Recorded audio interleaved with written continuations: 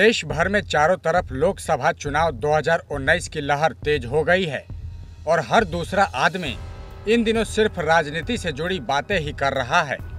किसी को कांग्रेस के आने की उम्मीद है तो किसी को भाजपा से मोदी सरकार एक बार फिर से चाहिए। अब इसका पता तो 23 मई को ही चल पाएगा जब चुनाव के रिजल्ट घोषित होंगे। लेकिन देश भर में लोकसभा और 4 राज्यों की विधानसभा के लिए होने वाले चुनावों से पहले ही बीजेपी ने 3 विधानसभा सीटें जीत ली हैं और बीजेपी ने असंभव को भी संभव करके दिखाया है। वोटिंग से पहले ही जीत ली 3 सीटें। तो चलिए बताते हैं कि क्या है पूरी खबर।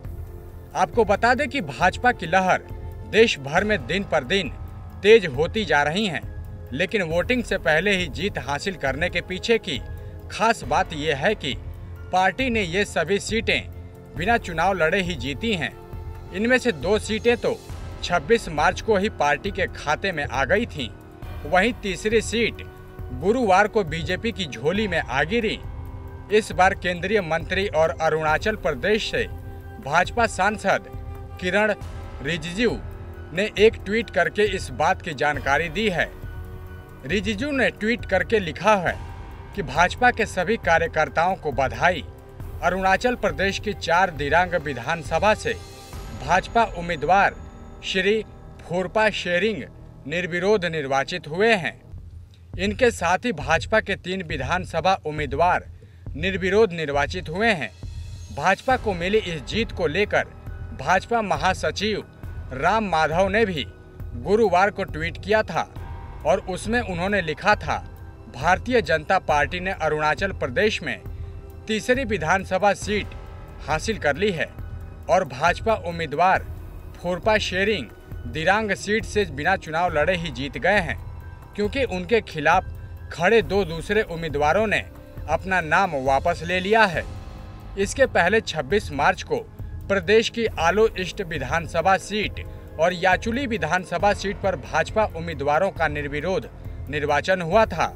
इसमें से लो ईस्ट विधानसभा सीट से पार्टी के उम्मीदवार केंटो जिनी निर्विरोध चुने गए और वहीं 16 याचुली सीट से ताबा तेदीर निर्विरोध चुने गए। अब कोई और उम्मीदवार बाकी नहीं रहा, जिसकी वजह से भाजपा कैंडिडेट चुनावी दौड़ में अकेले रह गए। उसके बाद उन्होंने निर्विरोध निर्वाचित घोषित कर दिया गया। आपको बता दें कि अरुणाचल प्रदेश में 11 अप्रैल को लोकसभा के साथ ही विधानसभा की 60 सीटों के लिए मतदान होने थे, जो अब 57 सीटों के लिए किया जाएगा।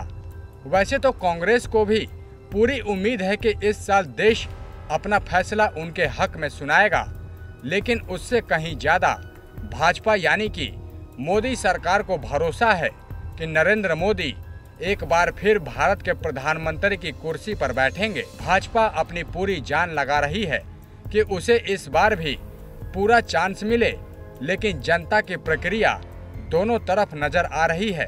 अब देश का मूड क्या है वो तो 23 मई की शाम तक ही पता चल पाएगा। नरेंद्र मोदी को पूरा भरोसा है कि उन्होंने देश के लिए जो कुछ भी किया है उसे ध्यान में रखते हुए उन्हें ही इस बार फिर चुना जाएगा। SPN 9 न्यूज रूम से विनीत राय की रिपोर्ट।